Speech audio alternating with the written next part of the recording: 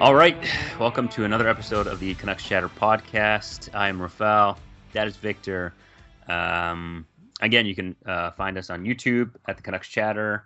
Like, subscribe, comment, anything to help support us and just give us some more things to talk about. Hit that notification bell. Yeah, do that. Also, we're on Twitter at the Canucks Chatter, Instagram as well.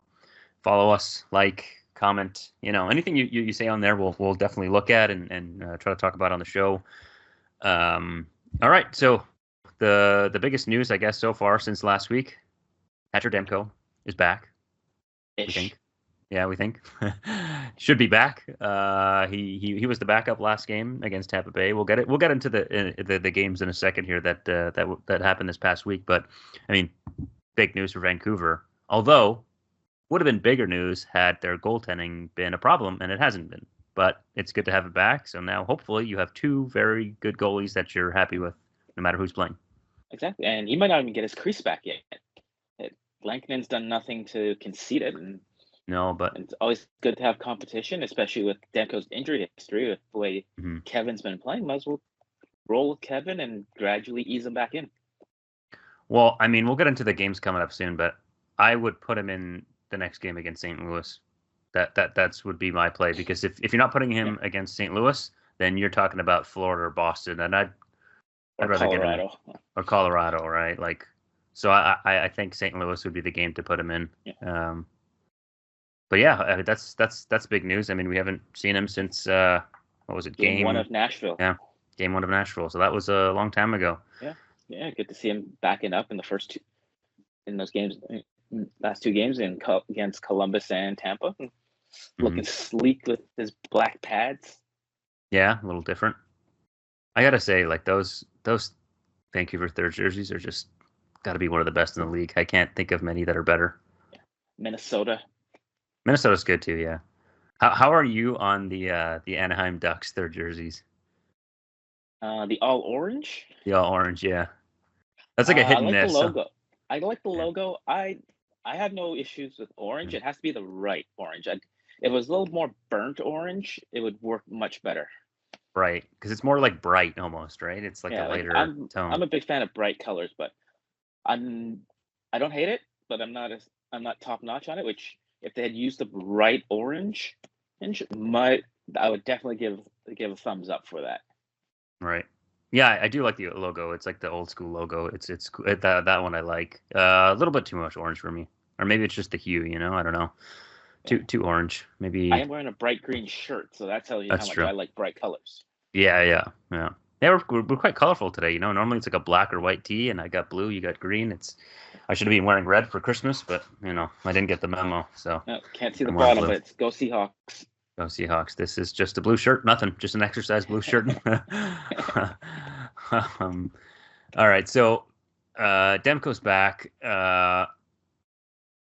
Maybe he plays against St. Louis. We'll talk about the games coming up here in a second. But let's talk about the week that they just had. The last. So starting off, we had the Minnesota Wild, Blue Jackets, and Lightning. If we start off with the Wild, 3-2 OT win for the Minnesota Wild. How did that game play out in your perspective? I thought that was well played on both sides. End of a road trip, and they did not look. They weren't super tired on it, but they played well. And still a little lapses here and there, and having to play an MVP like Kirill Kaprizov, and they held him in check for the most part until that overtime winner, which he should not have been on the ice to begin with, because when he took Garland down and right in front of the ref, I do not know how a penalty was not called for that. Yeah, he did get I don't know. There's honestly, I've been watching just different games around the NHL recently. There's been a lot of ref talk lately, and I don't want to definitely get into reffing because that's a tough enough job. But there's been a lot of questionable plays these past couple of weeks in certain games. So that one was one as well. I mean, it was a close game. I thought Vancouver played well. Minnesota's just a really good team, but Vancouver gets a point, which DeBrusk scored on the road again. Yeah. Yeah, I mean he's finally like it's the start of the season. You're like, oh, where's his offense? When's he gonna make a contribution? And now He it's could just only score in California. yeah. Now no, he's looking great. He's going to the area where he needs to go. If he's playing on the line with Pedersen and things like that, like he's the guy who's got to go to the net, right? Yeah, And jam that puck in and just create havoc there, or create space for guys like Pedersen and you know which he Hughes has. to carry the puck. Yeah, yeah, he's done more For the of. I felt like Yeah, he's a streaky scorer. He's yeah, it's self-admitted by him. So yeah. right now we'll take this hot streak that he's going through. His leads the team in goals now, right up there. Him and P. Suter, but that that it's going to come a little bit of regression. But that's Hmm. what we get. He's on pace for 30 goals again. We'll we'll take it what he's giving us right now. I don't know if you'd have like at the start of the season, if you didn't know about the injuries and anything, would you have Jake DeBrusk and Pius Suter at your two tough goal scorers? Probably not. Maybe But yeah, Jake, but definitely not P. Suter. yeah, Jake. I mean, what's his career high? Like 27 or something? 28, I think, last year. Could have been, yeah. And, And and he's a streaky guy. Like I don't know if it was last year or the year before in Boston, where like he just didn't have a great regular season, and the Boston fans like they get on their team pretty easily. yeah, And then the playoffs, he just came alive, and he was and on the so trading block for a couple of yeah, years. yeah. He even asked out, and they said no, and they Mm. were looking to And, trade him, but couldn't get value, and yeah. And then he they put him rescinded with his trade. Pasternak. Yeah, Yeah, he rescinded his trade and started to play better. And yeah, Pasternak is. I mean, I think anybody would like to play with Pasternak. He's a great player. But he's looking good. Um, Sherwood and Hughes. I mean, we talk about them every week. They're just yeah. nothing really changes. They're great. Connor Garland. Connor Garland, yeah, him as well. Like Yeah, those three guys are just yeah. Um, so the week before that, we were talking about Pedersen and his play and his dominance. How do you think that he kind of fared in these last three games? oh, he's very noticeable over the Mm, last until the Tampa game. Like we'll get into the Tampa game later. yeah, And against Columbus, hit a couple defensive mistakes, but man, when he is on, he I don't think he's full PD powers back yet, but he is looking good. He's controlling play. He's giving Besser and DeBrusk room and Hughes. Where last season he didn't get to play with Quinn very much. JT Miller was always playing with Quinn, and this year, this now that Miller's been out, PD playing with Quinn and got his powers getting back into full strength, and he's getting his points. He's looking good. And he's dictating play, and that's what we wanted to see from him. He's our $11 million man, and he's starting to earn that big paycheck. yeah, yeah. The consistency. I mean, it's nice to see. We'll have to see. There's still what at least 70% of the season left. I don't know what my Yeah, math is. 60, 70% of the season left. So we got to keep seeing that throughout the season, and ultimately playoffs is going to be a big, you know, um, kind of measuring stick to see how you perform at your dollar hit. But I mean, yeah, he's looking way better than he did previously early in the season.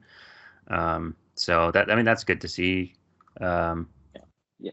Yes, it was Columbus where right right now with your scale you could probably put in a couple points against them, especially with the way Elvis gave that puck away on yeah, that table yeah. that that second goal there. Like I don't know what he was thinking. I don't know. I mean, it's like sometimes you just got to stay in your net, like just.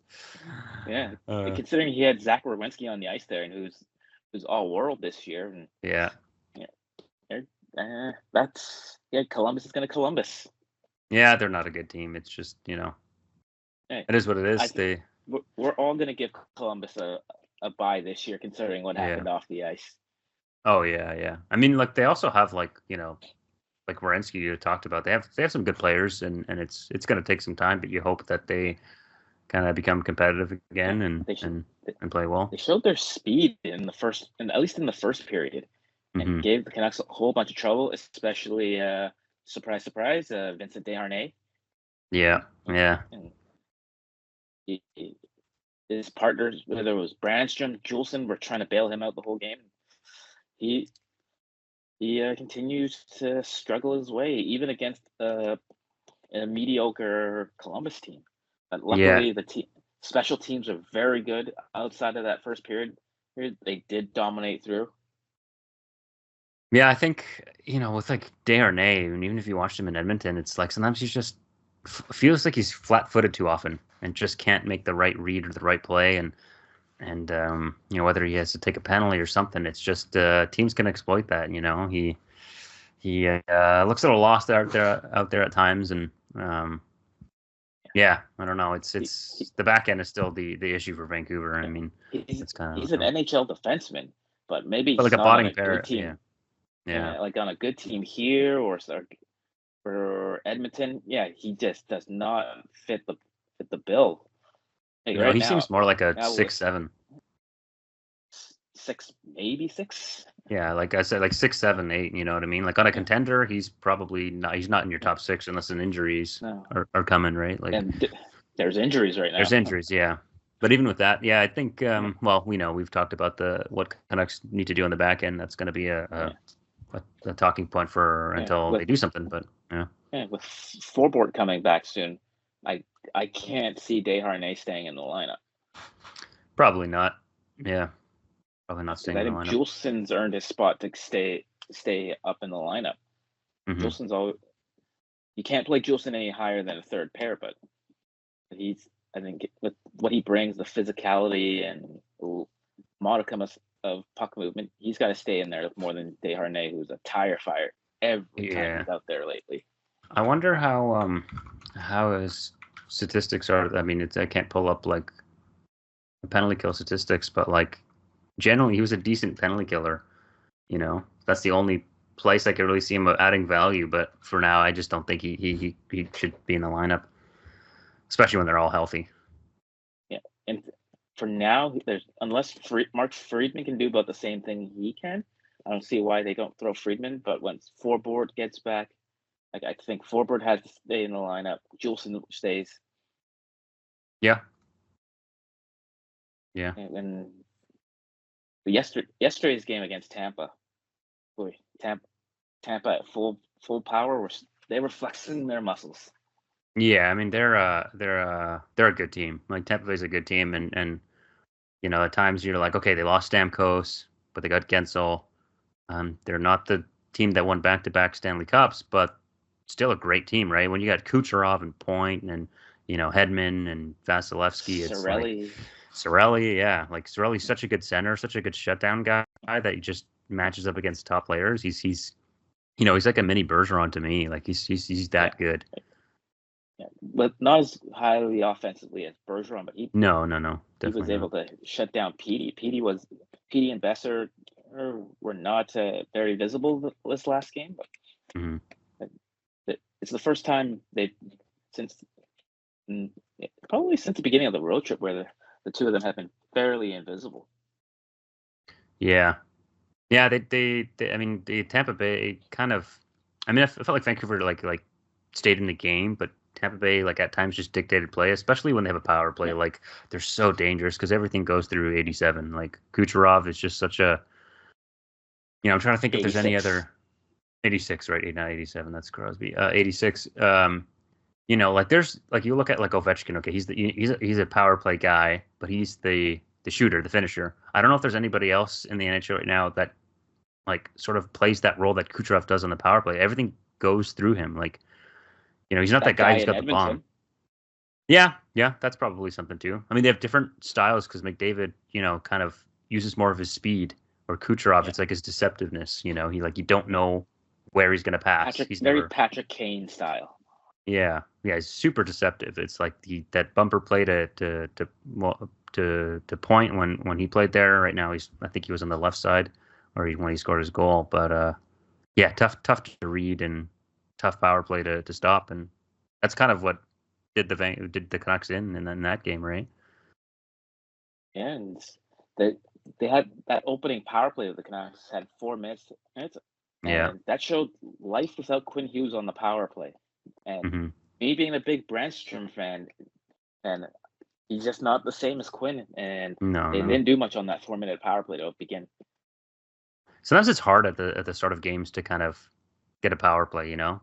That's kind of been a thing to at the start of periods when you have a power play or something like that. It's hard to get right into it as opposed to if it's like in the middle of a period. But Yeah, that maybe things go differently there. Maybe the rest of the game is different, but They yeah, did finally score the first goal, and Quinn comes back and scores on a little backhander. that And backhander. That's yeah.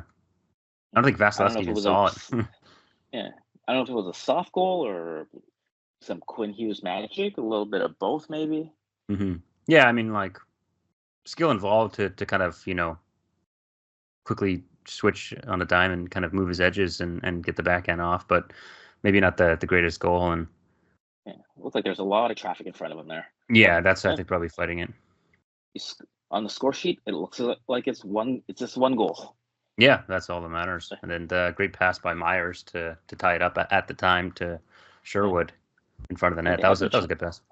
yeah had their chances at the end too to Hmm. get the tie, but that's a sign of an elite team, and just able to hold off another good team.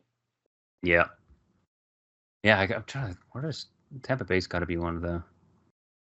They're in a wild card spot, but they're also have a bunch of games in hand, so they're Yeah. definitely going to be in the top three in the Atlantic because they're going to pass Boston. Um,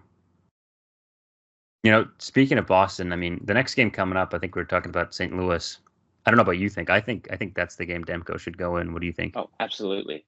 Yeah. It's either going to be St. Louis or Boston because I think Kevin deserves to start against Florida. Yeah, I don't think He you want is to the throw him de into there. facto number one right now, and especially with Demko trying to get back into complete playing shape.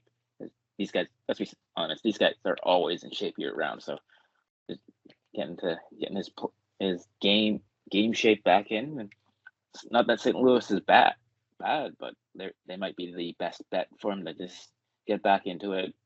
He'll have a Yeah. home crowd behind him, especially once he makes that first save. But I think he's going to get a pretty loud reaction from that. And speaking of the home crowd, you know, they gotta figure something out here at home. Their offense is not good at home. Um, I think in terms of like their goals for, it's towards the bottom of the league. It's like it's there with like Chicago, San Jose in terms of offense generated at home. It's just it's weird how different a team can look like on the road versus home. I mean, I guess sometimes conventional wisdom makes you think that on the road you kind of simplify things and maybe at home you try too much.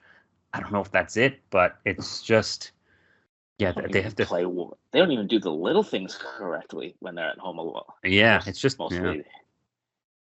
And I think it was out of the 13 games at home, they scored first only five of them, and a few of those times they ended up losing the game anyway. So even the notion of like getting the first The fact goal, I that mean, it they've helps, but blown out twice, it's pretty bad against the yeah, Islanders and New Jersey. Just I was at both those games. I don't know if it was me that was the issue.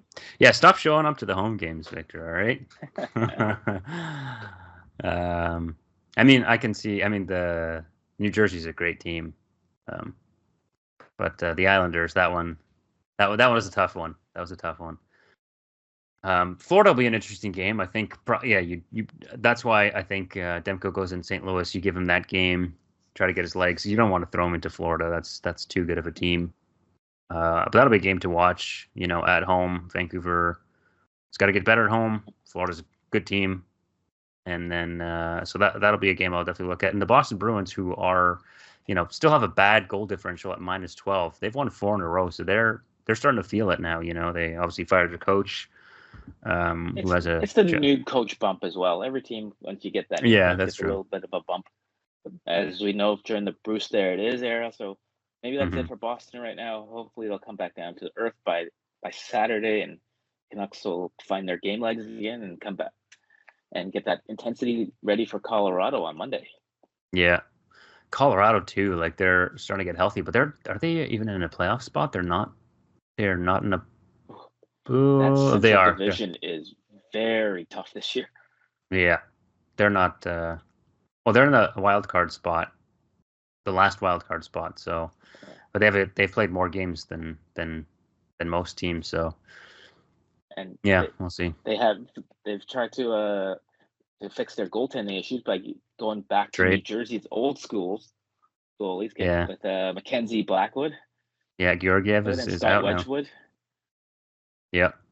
Yeah, that trade happened today. It was yeah, with San Jose, right? Where they got Blackwood. Yeah, yeah, getting rid of Grigoriev, and that also helps them out with cap wise too. Yeah.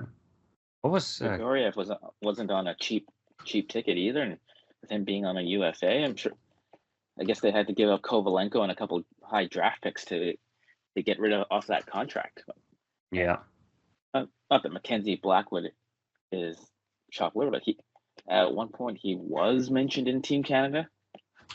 Yeah. Oh, and But yeah, Blackwood and Marshall. Wedgwood are gonna see how these two work out for a cup contending team. They did have Darcy. They won it with Darcy Kemper a couple years ago. I mean, I'm just looking at this now. Mackenzie Blackwood for San Jose. So San Jose, we know what kind of team they are. He's got a 910 save percentage, 2.95 goals against average. That's pretty damn good for a San Jose Sharks team. So, I mean, I'm sure Colorado hopes that he can, if he can play that for them, they're happy with that. Like Georgiev was 3.38 goals against average. He was not making many saves. No, that was there. I mean, you just see some of the scores when Colorado games, like a 7-5 game or something. You're like, what's this happening here? His confidence a shot. The team's confidence in him was shot. Good for him to get out of that situation. Maybe he'll still see a lot of pucks in San Jose, but hopefully he'll improve his numbers and see what he'll do. Maybe he'll come to Vancouver next year on a cheap deal as a redemption. Yeah, we'll see. I mean, like the last time he had a good season was his first year in Colorado, where he had a great season. He had, he played 62 games, 919 save percentage. But the last year and this start has been bad. It's been under 900. He was good at the beginning of the season last year, and then just plummeted in the second half of the year. Yeah, 28 years old. I mean, San Jose before there, whatever. Yeah, and got a big matchup in that Colorado. You get to see the two best defensemen in the league play each other. Kale versus Quinn. Mm-hmm. And that'll be an interesting to see how Vancouver would be like if they had Makar, because they had Makar as number 1 on their list. Mm-hmm. Oh yeah, they're both really good. Kind of similar in a lot of ways, Just Makar is bigger. Makar's bigger, yeah, but they both like what separates them is their skating. They're so good. They're so smooth. So smooth, yeah. Yeah. I feel Makar, as much as I love Quinn, I feel Makar is the best defenseman in the league. Hot take. Yeah, that's what I think. I mean, just watching him, you're like, whoa. I mean, he helped lead them to a Stanley Cup. Like, you just watched him. That's one of the things too. Is what makes a good player great is how they perform in the playoffs, right? So, and not only we know he's good in the regular season, but he's been great in the playoffs. So, yeah, I think he's the best defenseman for now. There's a lot of great defensemen in the NHL, and the more that Vancouver plays in the playoffs, we can see more of what Quinn Hughes can do, right? We watch the second best defenseman play in the league every night. Yeah. Quinn's year was awesome last year, and I think he's improved it tenfold even more this year. Yeah, he's been great. I don't know if he's had a bad game at all. Quietest superstar in the league. You don't hear much about him league wide. Yeah. I'm okay with that. Oh, it's good. I think that it's on the West Coast here we're used to that. The East Coast they're in bed by the time the West Coast plays, so they don't know as much. But look, I maybe that helps, right? You don't want to, like, as a hockey player, I'm sure you just want to play. You don't want that much of attention, right? That's why a lot of hockey players go to small cities to get away from that, so they can focus on what they have to do, which is play the game. But there's media here too. We still have a lot of I think we have pretty good. I think we have great media here in Vancouver. Like they're for the most part they're fair, objective. Yeah. Certain Ontario guys no longer on the airwaves trying to pretend he's one of us. All right, so those are the games that we were sort of looking at coming up. So it'll be some good games there. I think one more thing. So JT Miller looks like he's close to coming back, right? I'm hearing that he's going to be practicing soon. yeah, So on Wednesday apparently. yeah. So Fresh off his WWE run. yeah. So now curiosity kind of rises to see how the team plays with him, because whatever happened, um, like we don't know, right? Like we don't know exactly what happened, what's going on. So how does the team dynamic sort of change with him coming back? Because it's something's going to change. Like what if he comes back and I don't know, or Pedersen isn't playing his dominant self that he is, Yeah, Not that that'll happen, but maybe it's time for the beginning. Put Miller on the back burner and keep Petey with Quinn playing on the top line, and have Petey get the matchup role because he's playing well with it.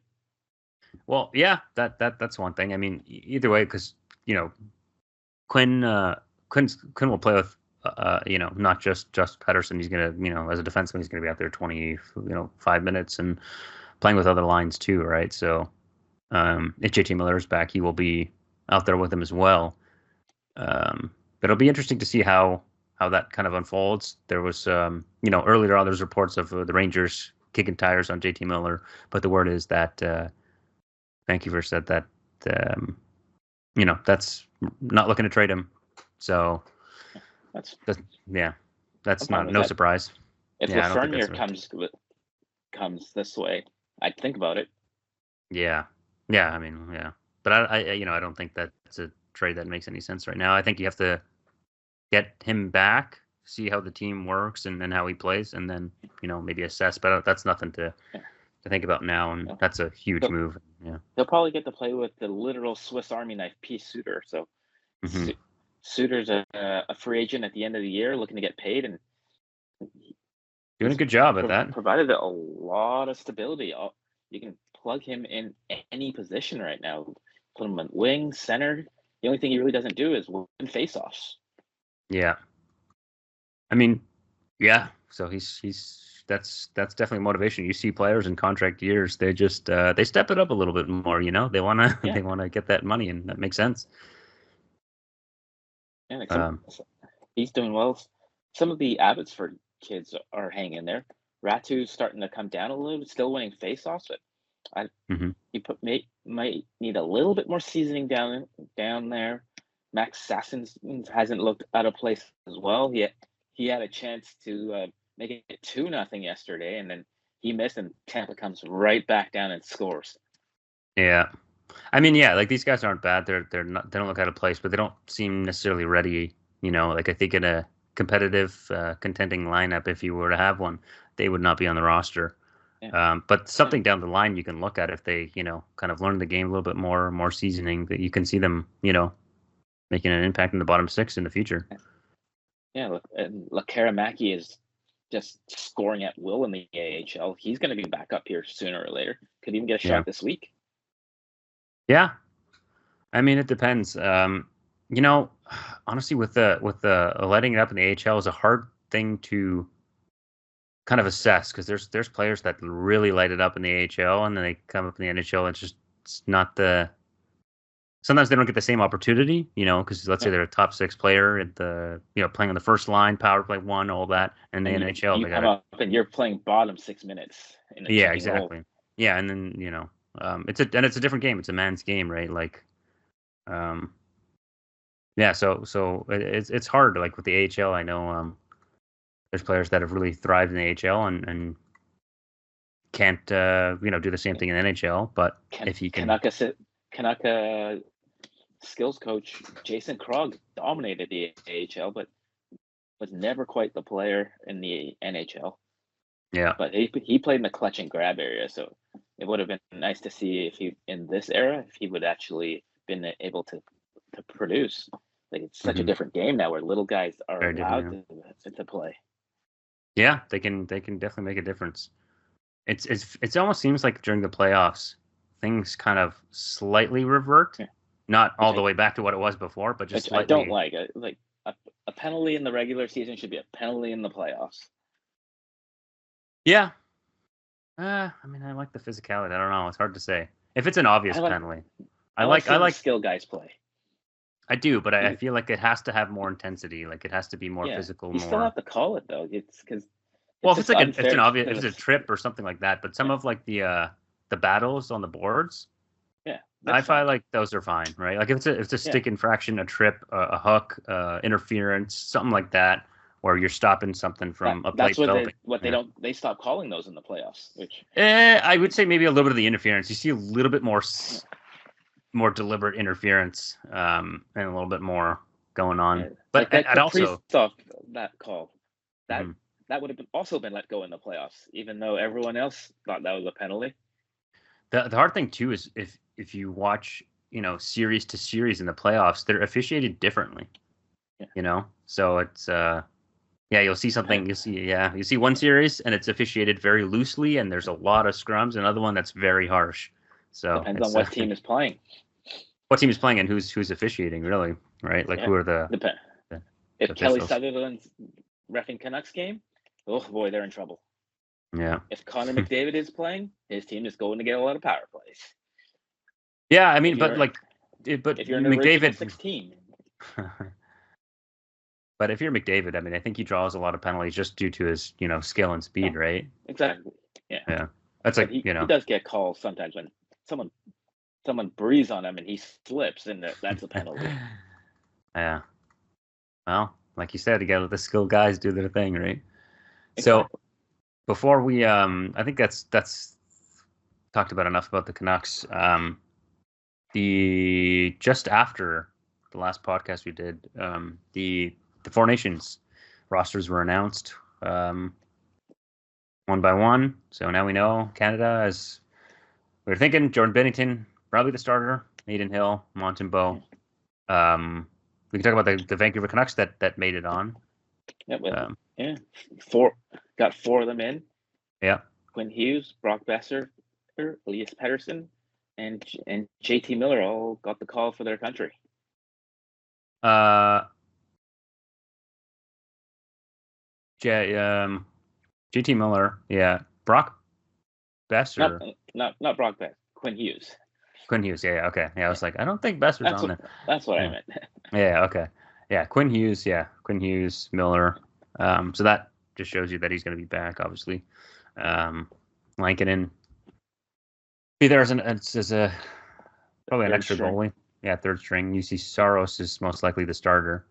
Um, yeah, so happy for them. Um, interesting tournament. Is which team right now is? I mean, if I'm gonna have to try to make you be objective for once, I know we're team kind of guys, Yeah. but who do you think has the best team on paper? Team Canada. They have the Best players, right? Or yeah. the best When you player? got Yeah. like your third line center could be Sidney Crosby. Hmm. Nathan Yeah. McKinnon might not even play center. Yeah. So you got guys like Brad Marchand and Braden Point, Anthony Cirelli. The riches are all there. I'm honestly kind of surprised. I mean, I know he's had international play before, but Brad Marchand, like his season that he got put on the team. He was put on Don't get me wrong. before the season. He was one of the originals. Yeah, right. So he had his spot locked up. Like how Sweden has Eric Carlson, who's not Yeah. been good. He's an original player. He might be Boy, their seventh defenseman at this point. honestly, like Carlson, like he has been uh great offensively, horrible defensively. Like he just Story of his career. yeah. I mean, there was that run that Ottawa did to the finals. No, he was. I still felt he He wasn't good. There were goals scored. You could see him in the corner, and then he's sauntering yeah, back. but And that was like at least like better, right? Like at least he his was yeah peak offensive powers. yeah. Yeah, the stuff Well, he I mean, does listen, offensively has always been how does someone yeah, it's do just some of the off the things he does. charts. He But had 100 his points, right? and then you look at his defending, you're like, how is Yeah, this guy in the NHL? yeah. All that offense. That's what gets you the big bucks, I guess. Yeah, Um, I mean, I would say U.S. is a close second, but I agree with you. I think Canada, because you do have the best player in the world. You have like a few of them, like they're such a good team, like McKinnon, McDavid on the same team. Throwing a Crosby in there, and you have like shutdown guys like we talked about, Cirelli. Hagel, Point, Point, yeah, Marner, Reinhardt, Marner. Like, yeah. yeah, And then Marner's such a good player. Makar on the back end with with Yeah. Petrangelo. Yeah. Yeah, surprised with Taves. Colton Perico. Didn't see that coming. Yeah, some people are kind of saying that he probably shouldn't have been on there, but And even with Travis Sanheim, I'm like, okay. Not that I watch much Philly games, yeah. Yeah, a little but bit surprising. There's a couple other Josh Morrissey guys. there. But Yeah. I think the biggest snub is Logan Thompson, our goalie guru. Mm. Uh, Greg Ball could probably agree in how Logan Thompson should have been there, and not He's been really maybe good. Sam Montembeault. Like I think Yeah. Logan Thompson might have been the best Canadian goalie out there this year. True. Yeah. He's been really good. The only thing I'd say is most likely, neither of those goalies are going to be starting. Maybe they play one game, I right? wouldn't say that. Yeah, I guess you never know, right? They get Curtis Joseph was supposed to play the whole time in 2002, and he had one bad game, and Martin Brodeur stepped in and played the rest, got a goal. Then 2010, Brodeur was yeah. the But if starter, and let's say then Bennington Lou took doesn't play over. well, do you think Aiden Hill gets in or send Montembeault? I think Aiden Hill probably gets Aiden the Hill. nod. Yeah. Yeah, so that's why I think Montembeault. It's like, do you even get to him? Probably not. Maybe I they think throw him Logan one game. Thompson could have been the starter. Yeah, Not even, I don't think it's been he's good. in line for the third. I think he should have been the starter as far as results this year, and then Bennington and Hill would be battling for the backup job. Yeah. So, Or I, if Joey Decord in Seattle could have gotten a passport in time. hmm. So if you're looking at the four teams, how would you rank them 1 to 4? Canada, U.S., Sweden, Finland. Yeah. Okay. Then we agree. Sweden's always known to defend, and with that defense core, they're going to be really tough to score against, and hmm they have enough goaltending and enough forwards that they're not an easy out. Yeah. Finland No. has high end skill, but do they have enough on defense to? They have Heiskanen, but is the rest of them able to go through? No. And It doesn't. I don't think so. yeah, unless they put Kevin in net, who might steal a game or two. Yeah. And then again, like it's such a short tournament that upsets can happen, right? It's not a 7-game series, so Yeah, yeah, we'll but see. that American defense as well with Yeah. Fox and Hughes and McAvoy, Slavin. Like they're a close second, like even up front, sure there's no McDavid and McKinnon, but you still got really good players, right? Like you got the Kachuk brothers who are pesty in your face. Austin Matthews, Austin Matthews. greatest goal scorer in the NHL. Another player like Jack Eichel, who's having just a great season. Jack Hughes, I mean, they're a really good team. So it's yeah, sure. Canada's the favorite, I think, by a little bit, but anything can happen. I think. Yeah, that goaltending is still always Question mark. It's going to be an issue. Yeah, it's almost like there's so much good defending and skill. Like, how much does goaltending play in this tournament? I guess we'll find out. It's going to still be quite a bit. Yeah, probably. Yeah, I mean, theoretically, or like you look at history, it's always goaltending is almost the most important position, right? So, yeah. Like look at Russia in past tournaments. They haven't had they've had the goaltending and the forwards, but their defense have not been good. Yeah. So you kind of need best on best. You need everything. I mean, that's one of the other things too, that it's just unfortunate that there's like 4 teams. You know what I mean? Like there's other players around the league that you kind of wish you get like Draisaitl, right? Like Germany, obviously, they're not going to be a competitive team, but he's like that. What do they have? That Pasternak. Pasternak, yeah, Czech Republic. The Czech Republic. Czechia is the defending world champs. Yeah, so there's a lot of players that you're looking around like, oh man, you wish you can see them. Like I know, obviously, you understand why Russia is not in, but to not see some of those players on, it's like But hopefully in the future we'll have some of those players in, and then like that Team Europe international best on best. Yeah, I just the 4 teams. It's sort of like I don't know. There's other players that you kind of wish were a part of it, but there's like a team here. Yeah, that's true. We'll see how it goes. Like Team Europe and then Team North America that year in the World Cup. That was cool. I like that. I like how they kind of structured it. At the time, yeah, those young guys are now like in their prime. That was nearing end of the prime. I wish Steven Stamkos, even though he doesn't deserve inclusion on the team, Steven Stamkos, I wish he would have been able to be on this team. Team Canada? Yeah, he never got to play best on best hockey his whole career. Yeah. Future That's Hall probably of it. Famer. I don't think he will after now. No. 2014, he broke his leg. 2010, he wasn't ready. And then since 2014, there's no best on best. And now he's at the tail end of his career, and he's never going to get a chance to play for Team Canada, which is just so disappointing because he never had a chance to be a Triple Crown winner and show what he could do. Like, it's a shame we never got to see him on that left point, maybe getting a pass from Crosby or something. Yeah. Yeah, that sucks for him, for sure. I mean, probably hurts even more that he's, going from Tampa Bay to Nashville, where things are not working out at all right now for that team. I don't think they're making the playoffs. Like, it's getting so far down the rabbit hole that can they do it again and just pull off a, 16-game win streak or something? I just don't see it. Probably not happening, but there's a lot there. Yeah, Yossi, Saros, Draisaitl. Not Draisaitl. Draisaitl. I was like, whoa. Draisaitl. Breaking trade, Stamkos. guys. Yeah, Stamkos. I would prefer Draisaitl in Nashville. Yeah, so you can break him up. Yeah. Actually, no, I don't mind him in Edmonton because then they don't have cap room to make their team better. Yeah. Yeah, well, should be an interesting tournament in February. At least we know the rosters now, who got in, who got out. I wonder if there's going to be any last minute, if there's an injury or something, players coming in. If there's cases to be made for other players for fake injury. Yeah, I don't think there's going to be any fake injuries. Yeah, another person that got snubbed, I felt, was Mackenzie Weegar. I thought he should have been there instead of Perico. Yeah.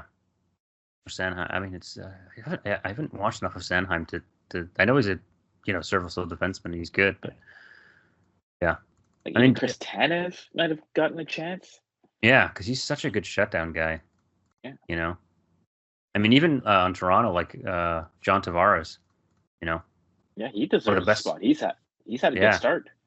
Yeah, and he's one of the best. Always the top 5 face-off men too. I guess they're pretty full on centers if you look at it. He wouldn't even be a center. He'd be a winger, yeah. Yeah, Seth Jarvis making the team is a little bit of as the young player. Maybe you bring Connor Bedard, who specializes in one thing, and have him shoot, or Macklin Celebrini. I don't know why you get a two-way guy who doesn't in Jarvis. I mean, yeah, that's kind of interesting. I'm looking at. I mean, don't get me wrong, Seth Jarvis is a really good player, but just looking at his stats, 18 points in 20 games, 8 goals. He's a -5. John Tavares, 23 points, 26 games, +5. That's the riches of Team Canada. Yeah, that's true. Mark Scheifele, he could have been on the team. Yeah, that's true. There's so many. Yeah, Scheifele's another huge one. Yeah.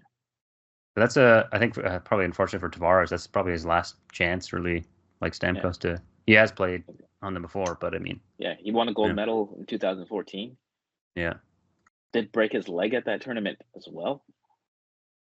Or he hurt his knee when he fell backwards on it. So he and Stamkos, 2 guys who just never got a chance to play best on best very much. No. Yeah. Well, that sucks, but it'll be interesting anyways. And there's time, right? You never know. There's injuries happen in the NHL, so there's a lot of games to be played till then. Someone might get hurt, and there might be an extra call. I'm sure some players got calls to be like, "Hey, be ready in case," right? So yeah, I'm sure they have their taxi squad ready. Yeah, definitely. All right. Well, we babbled on for a good amount of time here. Again, so we're on YouTube, Canucks Chatter. That's where all our episodes are every Tuesday. Follow us on X, Twitter, whatever you want to call it, at the Canucks Chatter. Follow our personal Twitters. _ Raf Douglas, some deviant. Yeah. Next week we'll probably record on Tuesday. I'll be at the Monday Colorado game. Yeah, next week usually we have Tuesday episodes. It'll be coming out on Wednesday for next week, and but after that should be Tuesdays. And look forward to the games coming this week. And thanks for tuning in. Catch you next time. So.